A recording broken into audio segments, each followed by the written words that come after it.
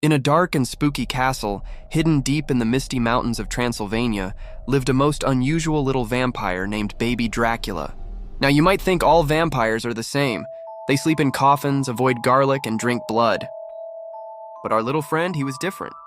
Very different. You see, Baby Dracula had a secret that made all the other vampire kids laugh at him. He absolutely couldn't stand the sight of blood. Just the thought of it made his tiny fangs quiver. While other vampire children were practicing their scary faces and learning to turn into bats, Baby Dracula was doing something completely unexpected.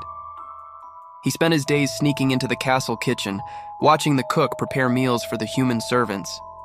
His big red eyes would light up at the sight of vegetables being chopped, sauces being stirred, and bread being baked. The smells, the sounds, the colors, everything about cooking fascinated him. "But vampires don't cook," his father, Count Dracula, would exclaim. "We're supposed to drink blood, not make vegetable soup." But Baby Dracula didn't care. He'd dream of creating the perfect pasta sauce, baking fluffy pastries, and making delicious stews that would make even werewolves' mouths water. Late at night, when everyone else was out hunting, Baby Dracula would practice in the kitchen. He'd mix ingredients, experiment with spices, and even try to make blood-free alternatives for his family. Sure, his first attempts were disasters, like the time he accidentally turned a pumpkin soup bright purple, or when his garlic-free garlic bread just tasted like, well, bread, but Baby Dracula never gave up. He studied cookbooks by candlelight, watched cooking shows on his tiny bat-shaped TV, and practiced every chance he got. He believed that maybe, just maybe, he could show the vampire world that there was more to life than just drinking blood. And you know what?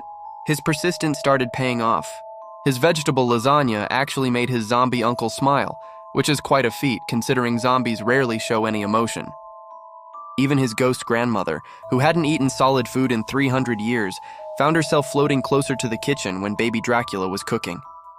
Little by little, Baby Dracula was proving that being different wasn't a bad thing. He was showing everyone that following your dreams, no matter how unusual they might seem, was what really mattered. And who knows?